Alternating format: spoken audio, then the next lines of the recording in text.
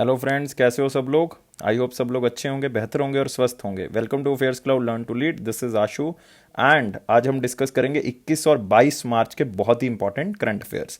तो आप यहाँ पे देख सकते हो दो best images of the day, लेकिन आज हम डिस्कस करेंगे बहुत ही इंपॉर्टेंट करंट अफेयर्स को। सो यार वीडियो को बिल्कुल लास्ट तक देखना है और साथ ही साथ चैनल को सब्सक्राइब कर देना है, चैनल को लाइक करना है और साथ ही साथ जो है वो आपने शेयर करना है वीडियो को मैक्सिमम टू मैक्सिमम, क्योंकि आप लोगों की सपोर्ट की बहुत ज़्यादा ज़रूरत है। और गाइस आप हमारी एप्लीकेशन को डाउनलोड कर लें जिसका नाम है करियर्स क्लाउड, और इसको डाउनलोड करने के लिए लिंक जो है वो डिस्क्रिप्शन बॉक्स में दिया हुआ है, उसके ऊपर क्लिक करेंगे तो आप एप्लीकेशन को डाउनलोड कर सकते हैं। और जैसे ही आप एप्लीकेशन को डाउनलोड करेंगे पहली विंडो ओपन होगी इस तरह की, जिसमें आप अपनी ईमेल आईडी के थ्रू इसको लॉगिन कर सकते हैं।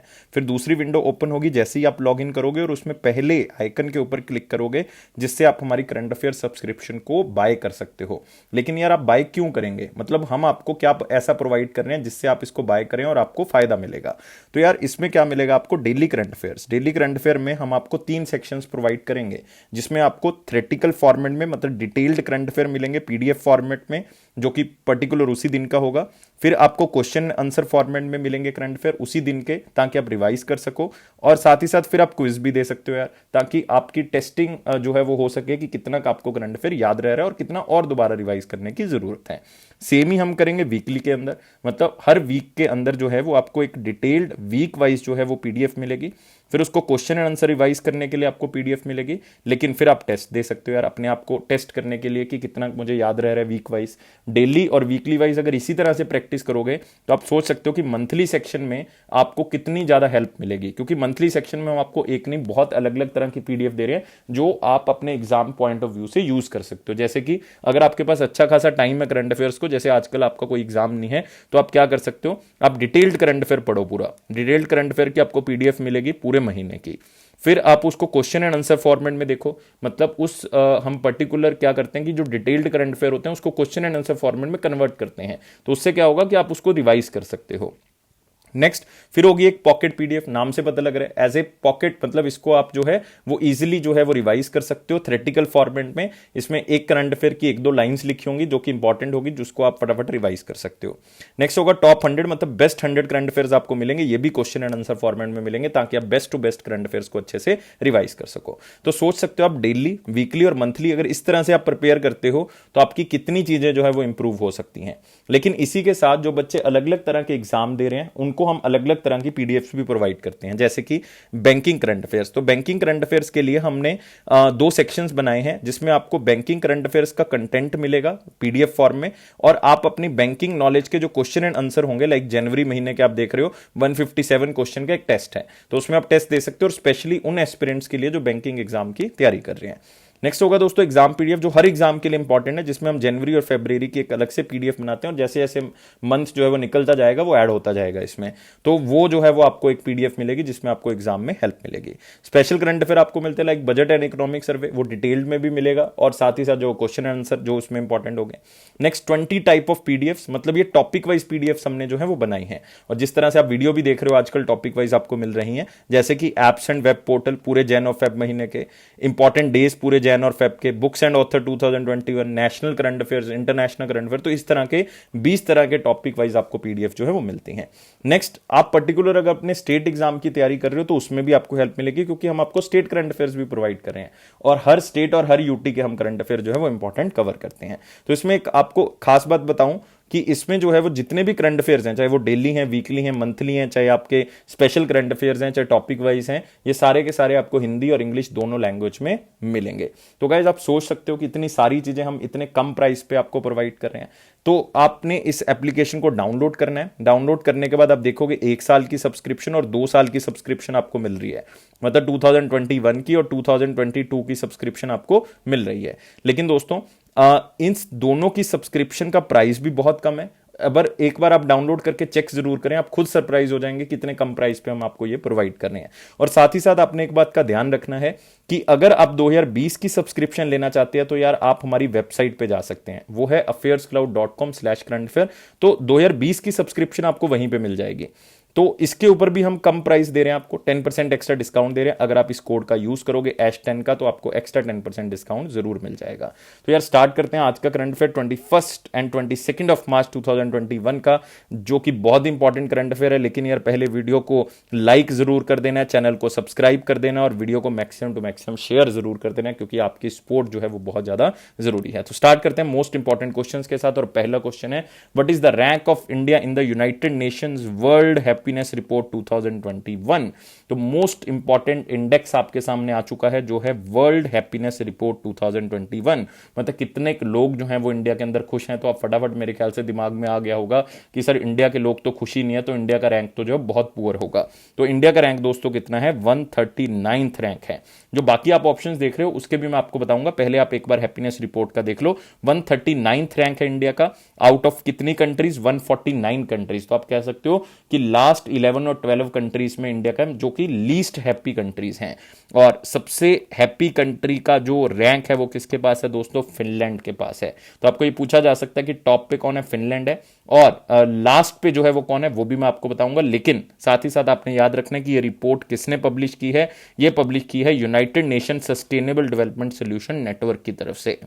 और इसका जो है वो दोस्तों सेक्रेटरीट, मतलब इसका हेडक्वार्टर जो है वो अलग अलग जगह पे है। लाइक न्यूयॉर्क में है United states of America, Paris में है फ्रांस के अंदर, कोलालमपुर है मलेशिया। तो 3 जगह पे आप कह सकते हो, न्यूयॉर्क, पेरिस और कोलालमपुर। तो वहां पे इसका सेक्रेटरीट मिलेगा, United Nations sustainable development solution network. और टॉप कंट्री कौन से दोस्तों? फिनलैंड। दूसरा स्थान जो है वो किसका है? डेनमार्क का। और तीसरा स्थान किसका है? स्विट्जरलैंड का।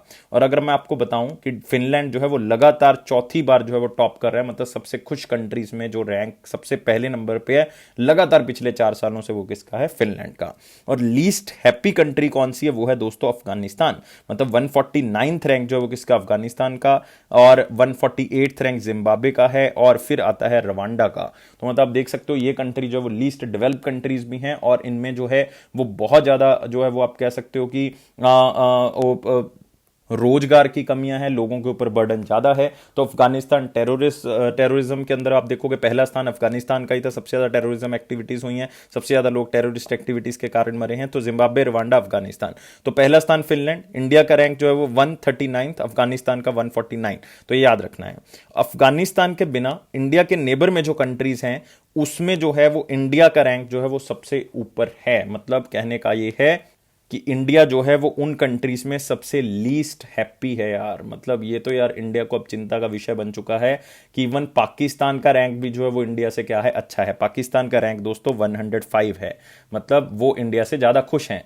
बांग्लादेश का रैंक जो है वो दोस्तों 101 है, वो भी इंडिया से खुश है। चाइना का रैंक जो है वो दोस्तों 84th है, वो भी इंडिया से खुश है। श्रीलंका का रैंक दोस्तों 129th है, मतलब वो भी इंडिया से खुश है। तो आप देख सकते हो पाकिस्तान, बांग्लादेश, चाइना, श्रीलंका हमसे ज्यादा खुश हैं। जबकि हम ब्लेम करते हैं कि पाकिस्तान में ये चीजें नहीं है, पाकिस्तान में ये चीजें हैं। लेकिन इस रिपोर्ट की अगर हम माने तो इंडिया का रैंक जो है वो बहुत ज्यादा पुअर है। और अगर 2020 के इंडेक्स की दोस्तों बात करते हैं तो 2020 में इंडिया का रैंक जो है वो कितना था? 140th रैंक था। मतलब एक पोजीशन जो है वो जरूर इंप्रूव हुई है if we are comparing with the rank of 2020। और यूनाइटेड स्टेट जो कि सबसे रिचेस्ट कंट्री में से एक माना जाता है, उसका स्थान भी जो पहला नहीं है, उसका स्थान भी 19th है। क्योंकि यार लोगों के ऊपर बर्डन जो है वो बढ़ता जा रहा है। पैसे कमाने का कह सकते हो, गोल्स को अचीव करने का कह सकते हो। तो ये जो फिनलैंड है हमारे पास, Iceland, Denmark, Switzerland, Sweden, Germany, ये कंट्रीज जो हैं वो बहुत ही अच्छी कंट्रीज मानी जा रही हैं। तो आपने बिल्कुल याद रखना है। और बाकी जो आप यहाँ पे 3 रैंक देख रहे हो दोस्तों, ये भी आपके लिए बहुत ज्यादा इंपॉर्टेंट है। जैसे कि आप देख रहे हो यहाँ पे आपको सबसे पहले दिख रहा है 121st रैंक। ये किसका है? इकोनॉमिक फ्रीडम इंडेक्स का इंडिया का रैंक है दोस्तों।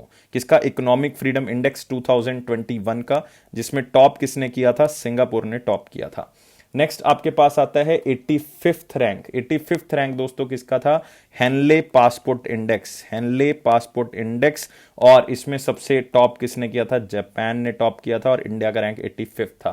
फिर आता है दोस्तों 131st, और ये तो मुझे बताने की जरूरत नहीं, ये किसका है? Human development index, HDI index है ये 2020 का। और इसमें टॉप किसने किया था? नॉर्वे ने। तो यार मैं फटाफट एक बार रिपीट कर देता हूं। इकोनॉमिक फ्रीडम इंडेक्स में इंडिया का स्थान 121st, और टॉप किसने किसने किया? सिंगापुर ने। हैनले पासपोर्ट इंडेक्स के अंदर टॉप जापान ने किया, इंडिया का स्थान 85th।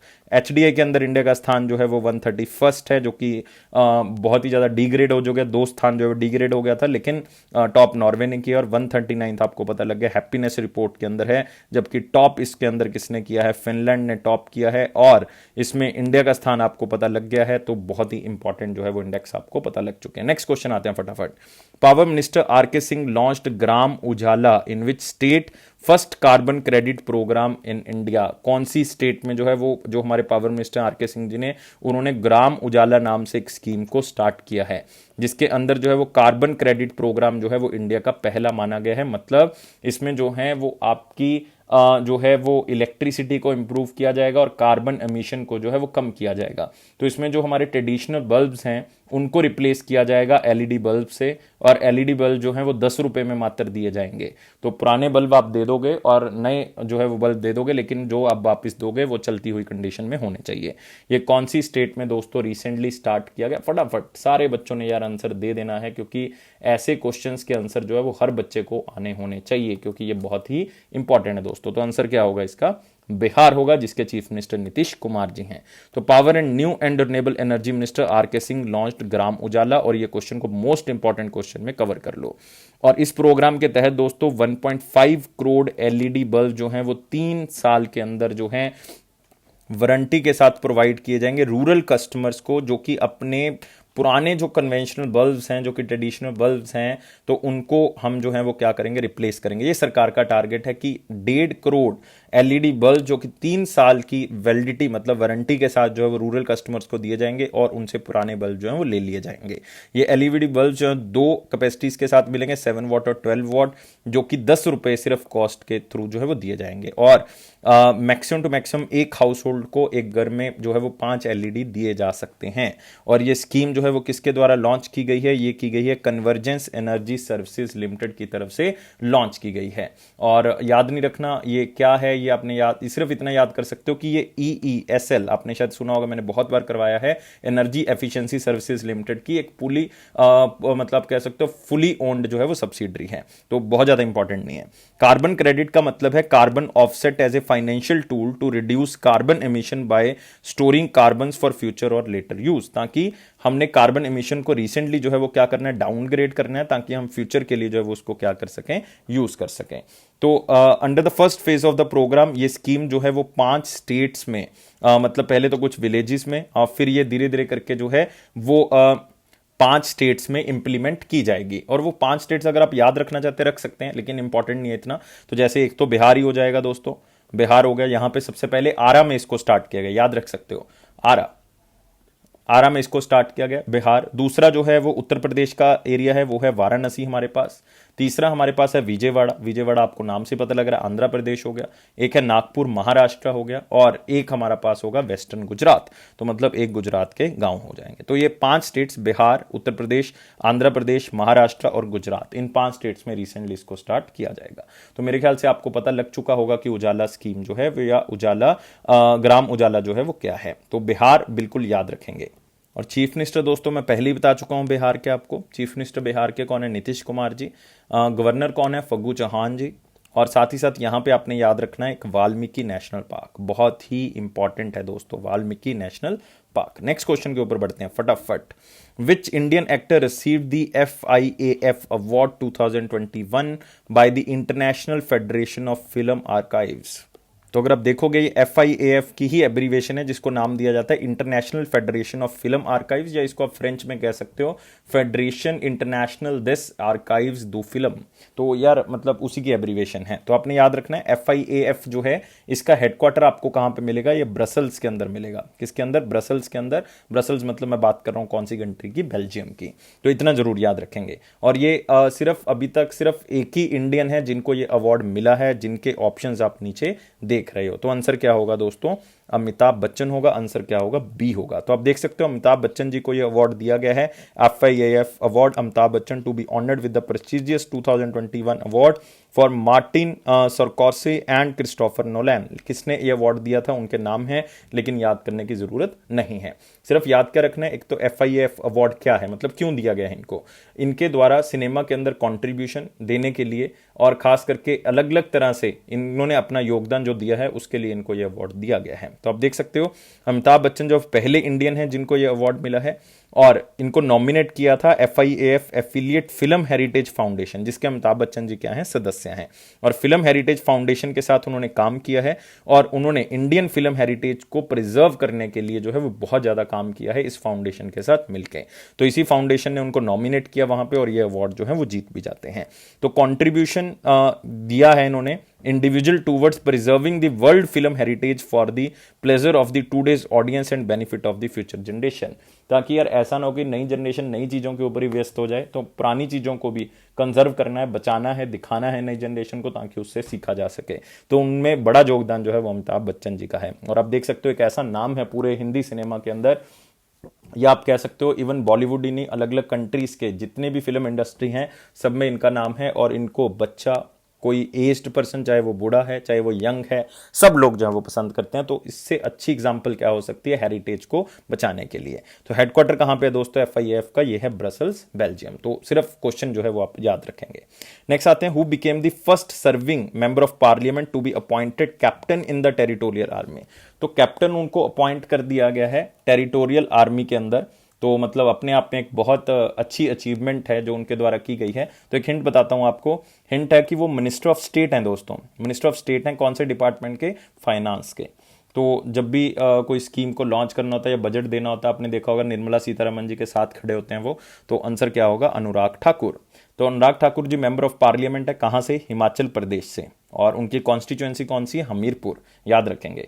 और उन्होंने जो है इस आर्मी को ज्वाइन किया था एज ए लेफ्टिनेंट या ल्यूटिनेंट जुलाई 2016 में।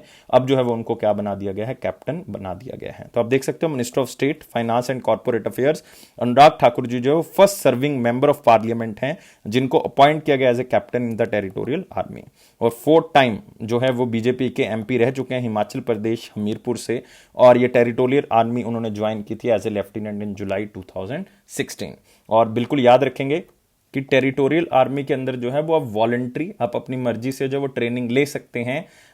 एक साल के अंदर कम से कम 1 महीना जो है वहां पे जाके जो है वो ट्रेनिंग ले सकते हैं। वॉलंटरी जो है वो सबको पास ऑप्शन जो है वो होती है कि आप वहां पे जो है वो ट्रेनिंग ले सकते हैं। नेक्स्ट आते हैं, who one 2021 Vijay Hazare trophy. तो एक इंपॉर्टेंट क्वेश्चन है, इसको बच्चे नेग्लेक्ट कर देते हैं, लेकिन ये क्वेश्चन आ जाता है, फिर बच्चे कहते हैं कि पढ़ना था। तो विजय हजारे ट्रॉफी आपको पता है कि कौन सी गेम से रिलेटेड है, या क्रिकेट से रिलेटेड है।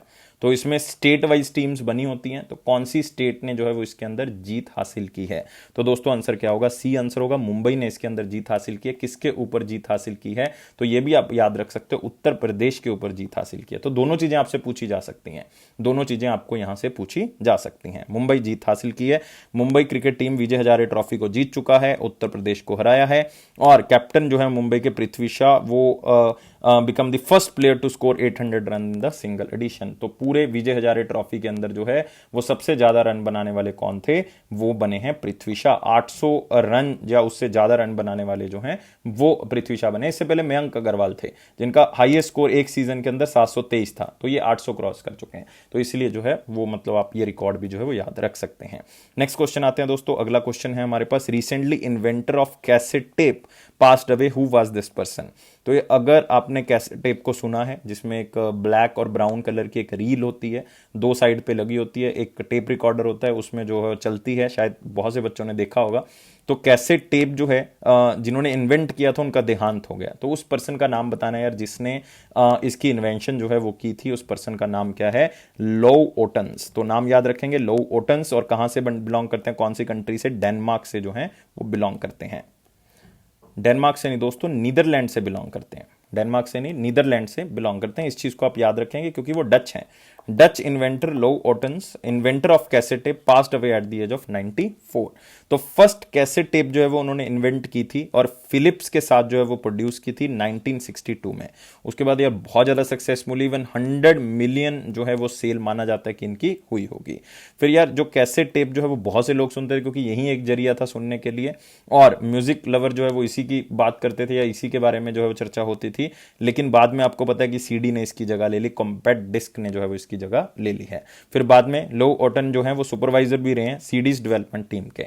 लेकिन यार इसमें इंपॉर्टेंट है कि आज वो सारी चीजें खत्म हो चुकी हैं। लाइक आजकल सीडी भी नहीं कोई यूज कर रहा, कोई यूज नहीं, या तो पेन ड्राइव यूज कर रहे हैं या सीधा जो है वो मोबाइल में ट्रांसफर कर लेते हैं। इवन क्लाउड कंप्यूटिंग का जमाना आ चुका है तो जरूरत नहीं पड़ रही है, तो सीधा क्लाउड में जो है वो ट्रांसफर कर लेते हैं और वहीं से इसको यूज कर लेते हैं। तो लेकिन फिर भी एक लाइनर में आपने इस क्वेश्चन को याद रखना है कि इन्वेंटर कौन थे लो ओटन्स, कौन सी कंट्री से बिलोंग करते थे, नीदरलैंड से बिलोंग करते थे। उनका जन्म जो है वो नीदरलैंड्स में हुआ था, डेनमार्क नहीं नीदरलैंड्स में इनका जन्म हुआ था।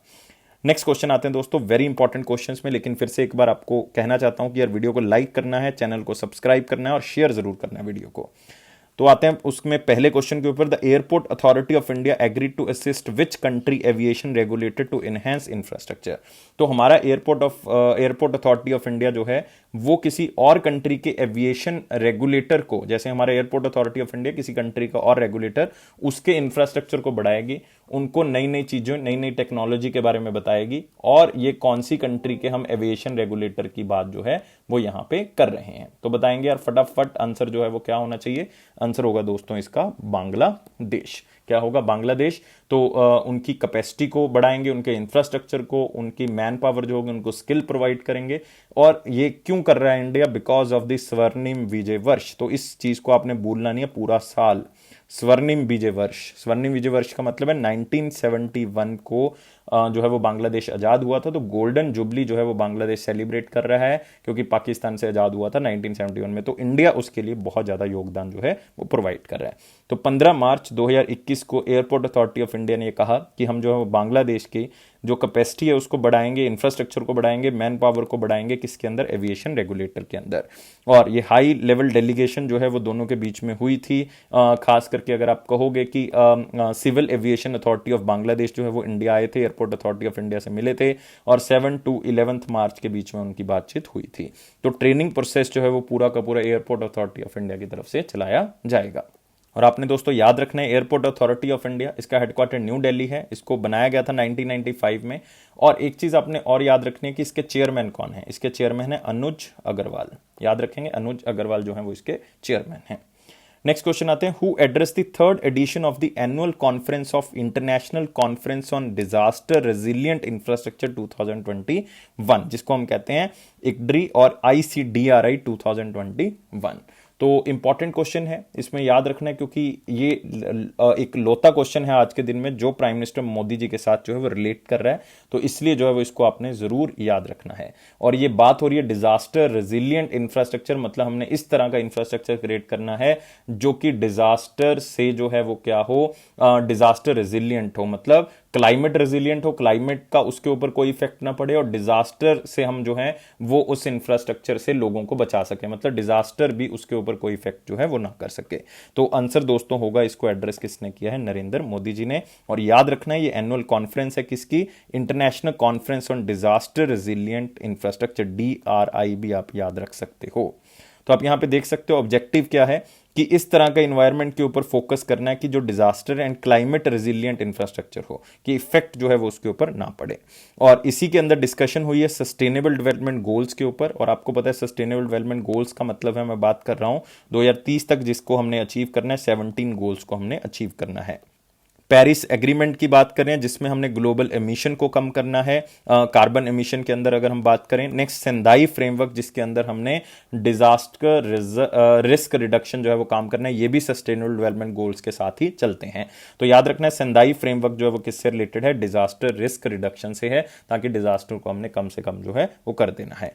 और इसमें खास बात ये हुई कि दोस्तों 27 मेंबर यूरोपियन यूनियन, क्योंकि वैसे तो 28 था लेकिन ब्रिटेन एग्जिट कर गया तो 27 रह गए, वो भी इस CDRI को क्या कर लेता है, ज्वाइन कर लेता है। मतलब मैं बात क्या कर रहा हूं, मैं कर रहा हूं यहां पे कि जो हमारी conference on disaster resilient infrastructure था उसको क्या कर लिया उन्होंने, ज्वाइन कर लिया। तो अब जो है वो इनकी जो इंटरनेशनल एजेंसीज हैं वो एक बढ़ जाएगी। लेकिन अभी जो हमारे पास है एज ऑफ 2 मार्च 2021, क्योंकि ऑफिशियल साइट के ऊपर अभी ऐड नहीं हुआ, तो 22 कंट्रीज इसकी मेंबर हैं, 6 इंटरनेशनल एजेंसीज मेंबर हैं। लेकिन अभी ये इंटरनेशनल एजेंसीज कितनी हो जाएंगी, 7 हो जाएंगी, क्योंकि यूरोपियन यूनियन पूरा का पूरा इसमें ज्वाइन कर चुका है।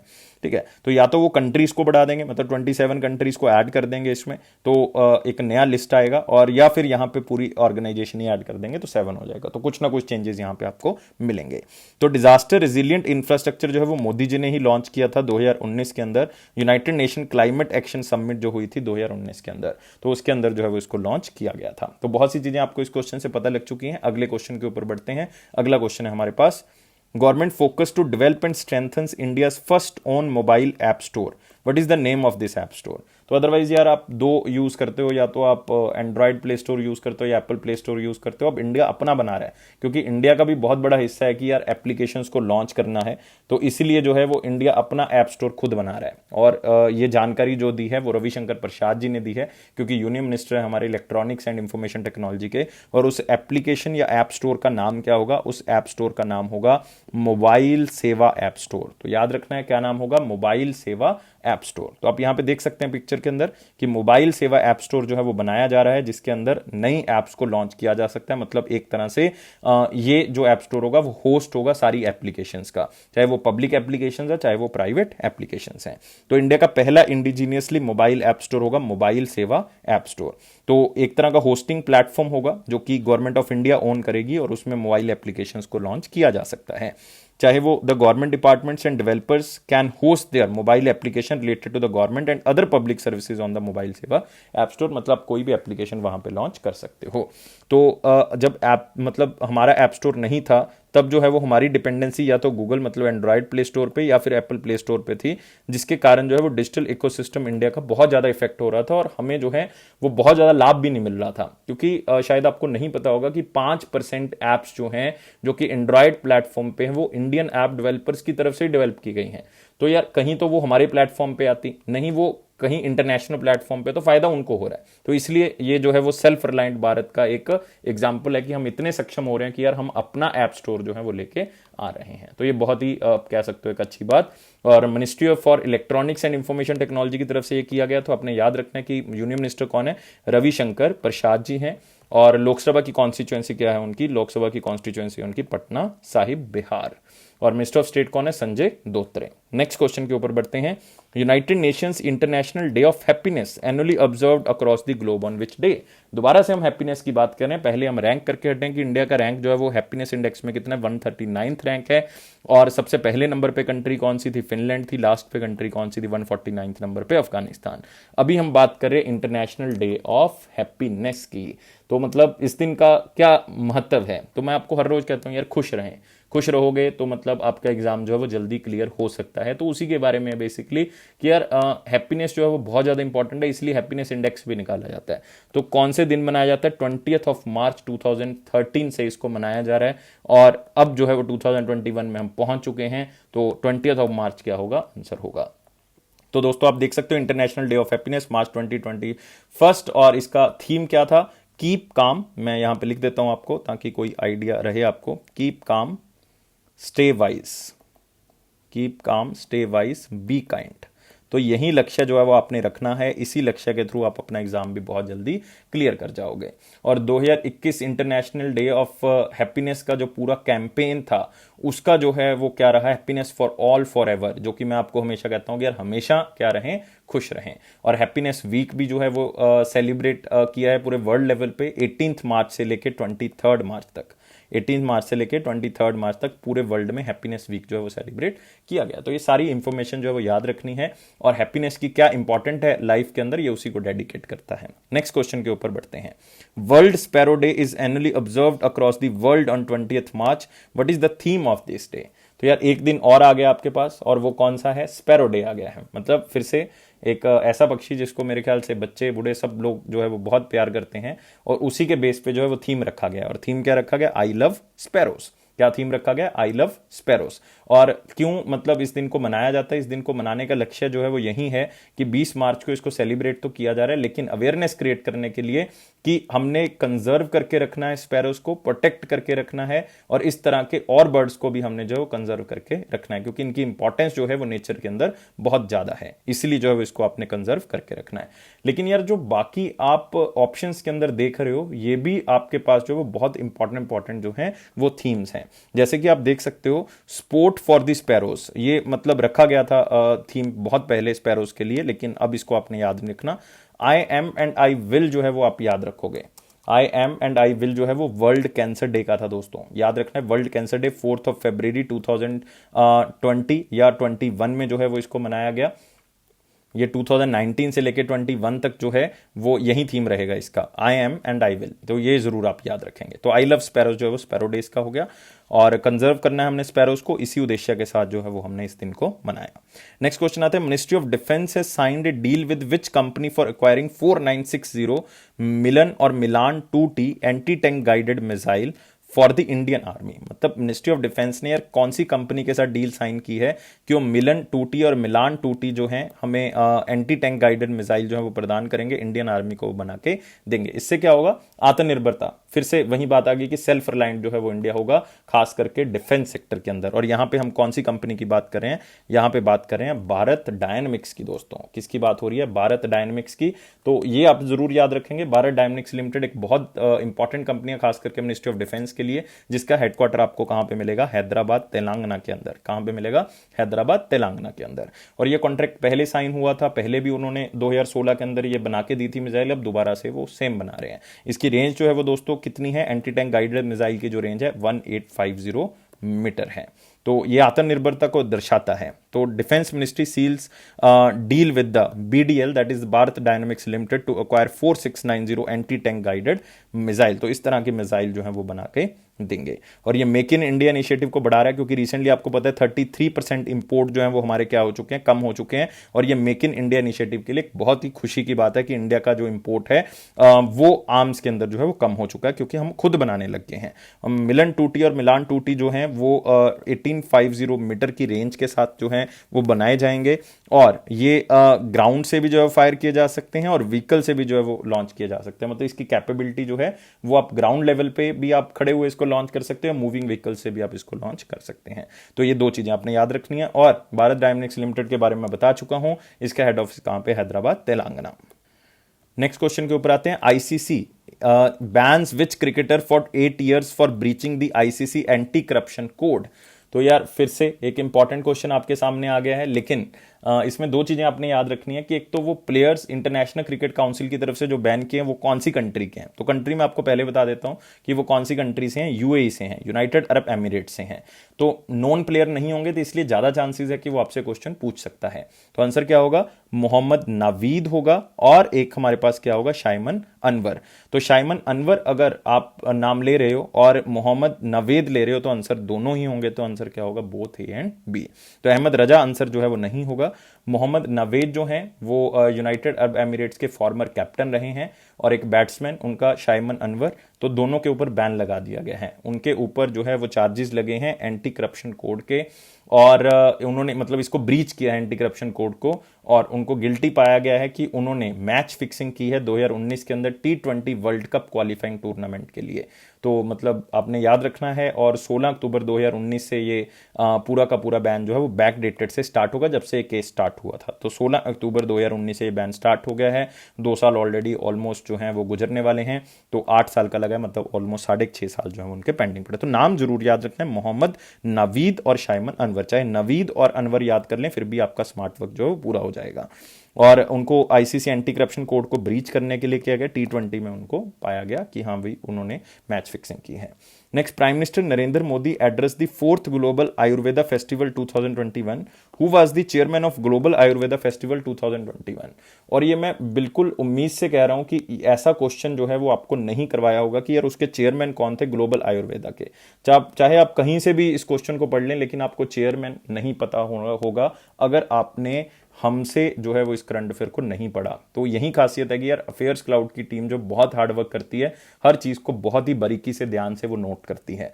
तो आंसर दोस्तों क्या होगा कि कौन चेयरमैन थे? वी मुरलीधरन जो है वो इसके चेयरमैन थे ग्लोबल आयुर्वेदा फेस्टिवल के। तो काफी बच्चे जो कंफ्यूज हो जाते हैं कि श्रीपद येसो नायक जी होंगे, तो वो नहीं है दोस्तों, चाहे वो मिनिस्ट्री ऑफ आयुष उनके अंडर आती है, लेकिन वी मुरलीधरन जी जो है वो इसके चेयरमैन थे। और याद रखना है वो union minister of state for external affairs हैं एंड पार्लियामेंट्री अफेयर्स भी हैं। और 25 कंट्रीज ने इस इवेंट के अंदर पार्टिसिपेट किया है। और जनरली ये कौन सी स्टेट होस्ट करती है? केरला होस्ट करती है। चाहे ये हुआ जो है वो वर्चुअली है, लेकिन आपने याद रखना है कौन सी स्टेट इसको होस्ट करती है। केरला इसको होस्ट करता है। तो आप यहां पे देख सकते हो prime minister Narendra Modi ji address 4th global Ayurveda festival 12 to 19 March virtual conference and expo. तो इसमें क्या होगा कि आयुर्वेदा के बारे में और इंडियन सिस्टम ऑफ मेडिसिन जो है, जो इससे जुड़ी हुई है आयुर्वेदा से, उसको बढ़ाने का काम जो है वो किया जाएगा। उसमें एक्सपोर्ट को बढ़ाया जाएगा और उसको पॉपुलराइज जो है वो किया जाएगा, ताकि इंडियन ट्रेडिशनल मेडिसिन जो है उनका क्या योगदान रहेगा आपको स्वस्थ करने में, तो वो आगे जाके जो है वो बताया जाएगा। और फिकी जो है वो दोस्तों इसका ट्रेड पार्टनर है, federation of Indian commerce and chambers of industries. और इसके चेयरमैन कौन है? उदय शंकर जी, मतलब प्रेसिडेंट कौन है? उदय शंकर। तो इंडस्ट्री पार्टनर फिकी है। और ये लार्जेस्ट आयुर्वेदिक इवेंट है जो पूरे वर्ल्ड में किया जाता है, क्योंकि आयुर्वेदा इंडिया के अंदर ज्यादा प्रचलित है। और इसके जो चेयरमैन थे वो कौन थे? वी मुरलीधरन। और WHO ने प्रपोज भी किया है कि हम global centre for traditional medicine बनाएंगे इंडिया के अंदर, क्योंकि इंडिया का आयुर्वेदा जो है वो बहुत ही इंप्रूव्ड है। और साथ ही साथ आप ये भी कह सकते हो कि कोविड-19 में आयुर्वेदा का बहुत बड़ा योगदान रहा है लोगों में इम्यूनिटी को पैदा करने में। तो किसी भी तरह से आप इसको ले सकते हो। तो इसमें आपने याद रखना है कि कौन सी स्टेट होस्टिंग है? केरला स्टेट जो है वो होस्टिंग है। नेक्स्ट क्वेश्चन के ऊपर बढ़ते हैं। What is the theme of 11th edition of India chem 2021 in new Delhi? तो इसमें पहली बात तो आपने यही याद रखनी है कि इंडिया कैम 2021 जो है वो कहां पे हुआ है। तो ये बहुत ही इंपॉर्टेंट है कि इंडिया कैम जो है वो कहां पे हुआ है, मतलब इंडिया केमिकल्स भी आप कह सकते हो इसको, क्योंकि ये union minister of chemicals and fertilisers की तरफ से जो है वो मनाया जाता है। और इसके भी जो है वो ऑर्गेनाइजर जनरली कौन होंगे? फिकी होगा, federation of Indian chambers of commerce and industry. तो याद रहेगा इंडिया केमिकल्स 2021 का जो थीम है 11th एडिशन का, वो क्या है? वो है India global manufacturing hub for chemicals and fertilisers. बिल्कुल याद रखेंगे, केमिकल्स एंड फर्टिलाइजर्स, या केमिकल्स एंड पेट्रोकेमिकल्स भी आप कह सकते हो, लेकिन यहां पे बात जो है वो किसकी हो रही है? फर्टिलाइजर्स एंड पेट्रोकेमिकल्स भी उसी का पार्ट है, तो आप पी भी लिख सकते हैं। तो India global manufacturing hub for आप कह सकते हो केमिकल्स एंड पेट्रोकेमिकल, ये इसका थीम है। ये इंडिया की पोटेंशियल है कि उसमें इन्वेस्टमेंट करनी है, ताकि India chemicals and petrochemical industry और भी बढ़ सके। तो उसके लिए इसका आयोजन किया गया, ताकि ज्यादा से ज्यादा इन्वेस्टमेंट इस सेक्टर में हो सके। तो जो minister of chemicals and fertilisers हैं हमारे पास, सदानंद गौड़ा जी, तो उन्होंने इसको इनॉग्रेट किया है। और फिकी जो है वो इसके अंदर पार्टनर रहेगा। और 11th biennial international conference and expo है, जो कि इंडिया कैम 2021 के नाम से जाना गया। थीम है global manufacturing hub for chemicals and petrochemicals. तो मेन उद्देश्य जो है वो यही है कि इन्वेस्टमेंट बढ़ सके इंडिया के अंदर केमिकल्स एंड पेट्रोकेमिकल्स के अंदर। एक लक्ष्य रखा गया है कि 2025 तक 8 लाख करोड़ रुपए जो है वो हम किसके अंदर डाल देंगे? 8 लाख नहीं है दोस्तों, 8 लाख करोड़ रुपीस हैं।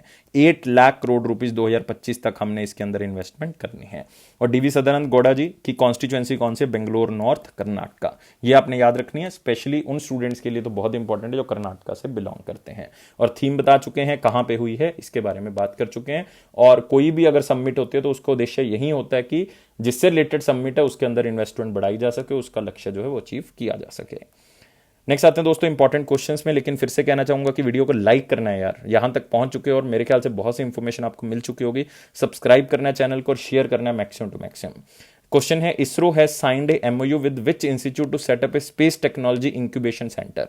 तो एक इंफॉर्मेशन मैं आपको बताना चाहता हूं कि इसरो जो है वो लॉन्च करेगा 6 ऐसे स्पेस टेक्नोलॉजी इंक्यूबेशन सेंटर, ताकि इसरो जो है वो स्टार्टअप्स को हेल्प कर सके, इसरो जो है वो स्टार्टअप्स को नई दिशा दे सके, इसरो जो है वो उनको किस तरह से जो है वो अलग अलग प्रोजेक्ट्स में हेल्प कर सके। और ये उन्होंने 6 बनाने हैं, 3 वो ऑलरेडी बना चुके हैं। ये चौथा जो है स्पेस टेक्नोलॉजी इंक्यूबेशन सेंटर है। और ये कहां पे बनाया जा रहा है दोस्तों? ये बनाया जा रहा है NIT, मतलब national institute of technology, Rourkela के अंदर। मतलब कौन सी स्टेट के अंदर? ओडिशा की मैं बात कर रहा हूं। कौन सी स्टेट की बात कर रहा हूं? ओडिशा की। तो ऑलरेडी 3 जो हैं वो बन चुके हैं, मतलब 3 बन चुके हैं, चौथा था ये, 2 और बनने हैं। तो टोटल कितने हैं? 6 हैं। तो टोटल कितने हैं? 6 हैं। कहाँ कहाँ पे बन चुका है पहले, एनआईटी अगरतला के अंदर बन चुका है, एनआईटी अगरतला, एनआईटी जालंधर के अंदर बन चुका है, एनआईटी त्रिची के अंदर बन चुका है। तो ये चीजें जो है वो आप याद रख सकते हो। तो आप देख सकते हो ISRO, NIT Rourkela signed MOU to set up space technology incubation centre. तो 6 बनाने हैं इसरो ने, चौथा था ये। 2 करोड़ रुपए जो है वो दिए जा रहे हैं एनआईटी को ताकि वो इंफ्रास्ट्रक्चर इसका तैयार कर सकें स्पेस टेक्नोलॉजी इंक्यूबेशन सेंटर का। और इसमें क्या होगा कि स्टार्टअप्स जो कि नई एप्लीकेशंस को बना रहे हैं, नए प्रोडक्ट्स बना रहे हैं, उनको जो है वो स्पेस मिशन के अंदर जो है वो हेल्प मिलेगी इस स्पेस टेक्नोलॉजी इंक्यूबेशन सेंटर से, क्योंकि ये जो है वो सहायता प्रदान करेगा और ये स्टूडेंट्स को जो है प्रोत्साहन देगा ताकि स्पेस टेक्नोलॉजी के अंदर बढ़ाएं। इसलिए ये जो प्रख्यात कॉलेजेस हैं उसमें जो है इसको ओपन किया जा रहा है। तो एनआईटी अगरतला, जालंधर और त्रिची ऑलरेडी इसमें हो चुका है। और रिसेंटली याद रखना है इसरो ने नेत्र नाम से जो है वो एक डिवाइस लॉन्च की थी जिसका मतलब था network for space object tracking and analysis dedicated control centre for space situational awareness, ताकि स्पेस के अंदर किस तरह से जो है वो हमारे जो सैटेलाइट्स हैं वो मूव कर रहे हैं, तो उसके लिए उन्होंने नेत्र मतलब देखने के लिए जो है वो उसका लॉन्च किया था। और इसरो ने जो है वो आईआईटी बनारस हिंदू यूनिवर्सिटी के साथ भी टाई अप किया था ताकि वो regional academic centre for space जो है वो बना सके आईआईटी बनारस हिंदू यूनिवर्सिटी में। उसमें भी जो है वो बच्चों को प्रोत्साहन देना था ताकि वो स्पेस टेक्नोलॉजी के बारे में जान सके। और इसरो के बारे में आपको पता ही है कि जो father of Indian space programme है हमारे पास विक्रम साराभाई जी, उन्होंने बनाया था 1969 में। जो दोस्तों है इसको इसरो को बनाया गया था। इसका हेडक्वार्टर बेंगलुरु में है और इसके चेयरमैन कौन है, के सिवान है।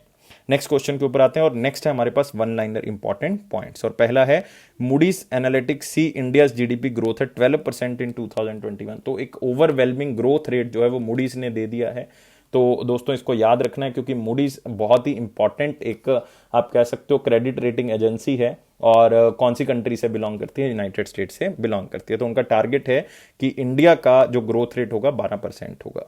Next, government forms experts advisory committee for startup India seed fund scheme chaired by HK. Mittal. तो एक तो यार आपने यहाँ पे नाम क्या याद रखना है, एच.के. मित्तल याद रखेंगे।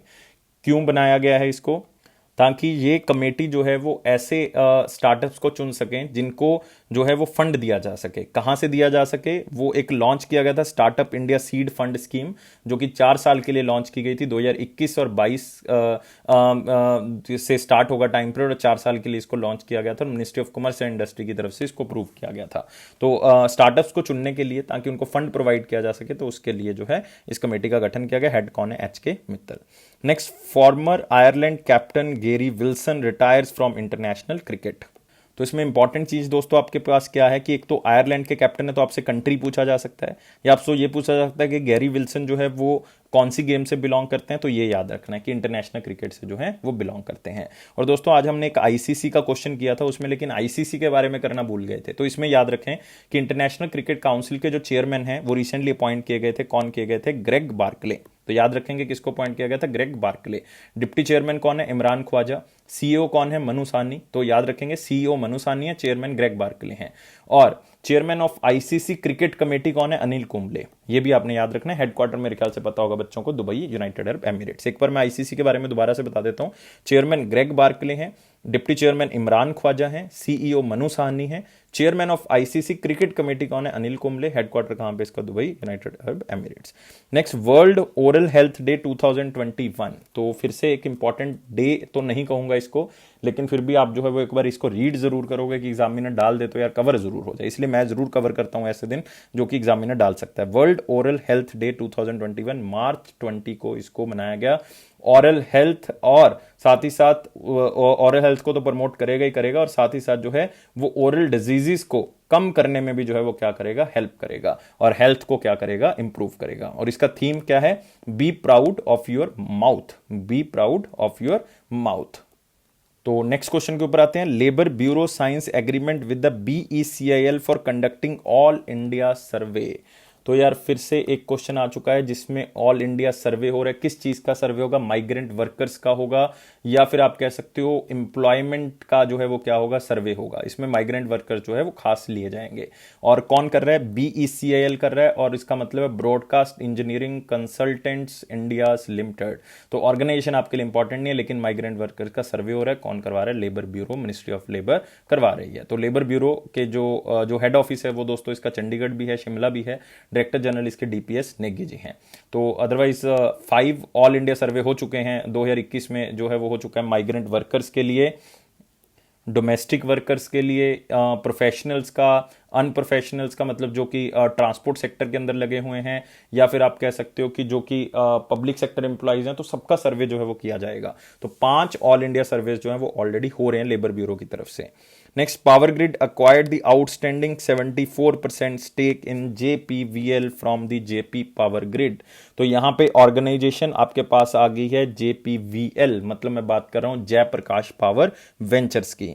और कौन खरीद रहा है? पावर ग्रिड खरीद रहा है, जो कि बहुत ही इंपॉर्टेंट इलेक्ट्रिकल कंपनी है, या आप कह सकते हो इलेक्ट्रिसिटी जनरेटेड कंपनी है।